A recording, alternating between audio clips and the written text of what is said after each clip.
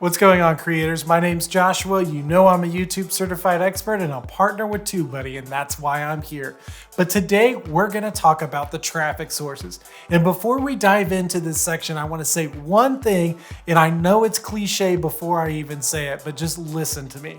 And that is content is king.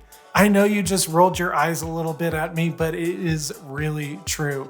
If your audience isn't engaging with your content, it really doesn't matter if you're using a long tail keyword or your face is in the thumbnail and you're using rainbow vomit backgrounds. If they're not engaging with it, YouTube's not going to promote it. With that being said, this is probably the one screen I would spend the most time analyzing. We do a side-by-side comparison from 30 days to lifetime of all your major traffic sources and break them all down further below. Let me show you what I'm talking about.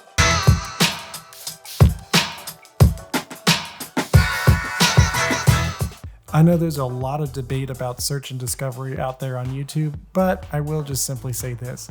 It really doesn't matter how your viewers are finding you as long as you're meeting the goals that you want to for your channel. Educational channels tend to be more search driven because somebody has a problem, they search for it in YouTube, you show up and you solve their problem. Vlogging and entertainment channels tend to rely more on discovery because it's really hard to optimize search for a clean with me video or your day in the life of just going out and hanging around your house during a pandemic. What's really cool about the design of the screen is we can look at the 30-day and lifetime trends right next to each other, so we can see how our channel has performed long-term and short-term. Okay, scrolling down, I can see TubeBuddy gets a lot of external traffic. That makes sense because we have a blog, a newsletter, and we spend a lot of time optimizing our website. In the last 30 days, our third traffic source is search, followed closely by browse, and then related video or suggested video rounds out the top 6.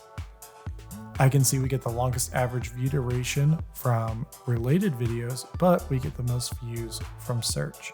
So let's check that out. Here we can see what popular terms viewers are searching for that help us get more traffic.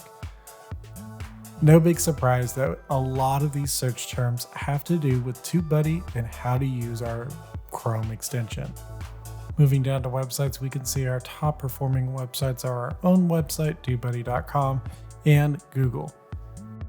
Looking at playlists, you can see that most of our traffic is going to the new to TubeBuddy Start Here playlist. That's because this is where we guide new users of TubeBuddy to go and educate themselves on how to use our tool to grow their channels. Makes sense that this is getting a lot of traffic.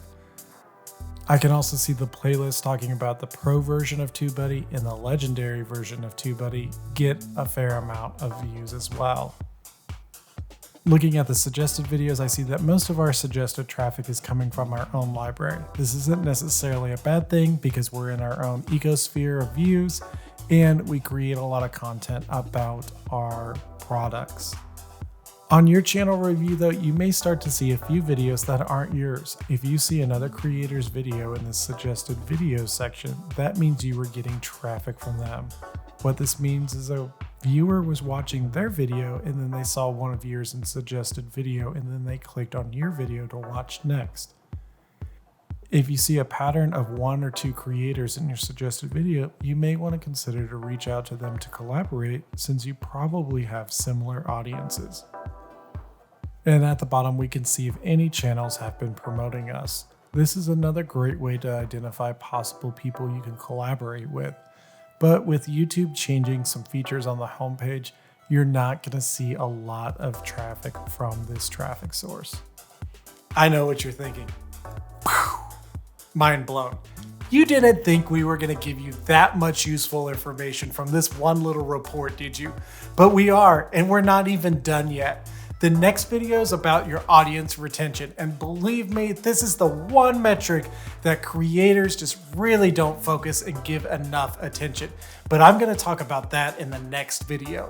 If you want your own channel review like the one I've been reviewing, go over to channelreviews.com and order yours today. Or if you want more expert advice on how to grow your YouTube channel from people smarter than me, I suggest you go subscribe to TubeBuddy's YouTube channel where we do daily content and monthly live streams. I'm just kidding. We don't do daily content because Andrew's only one guy, but we do put out a lot of really good content. And like we have Nick Ninham and Roberto Blake and Brian G. Johnson. Like, how can you beat those guys? Like, it's the best of every world in one. So just go over, like, subscribe. I'm putting it right here. Why are you not doing it? Okay, you subscribed, and I'll see you in the next video talking about the audience retention.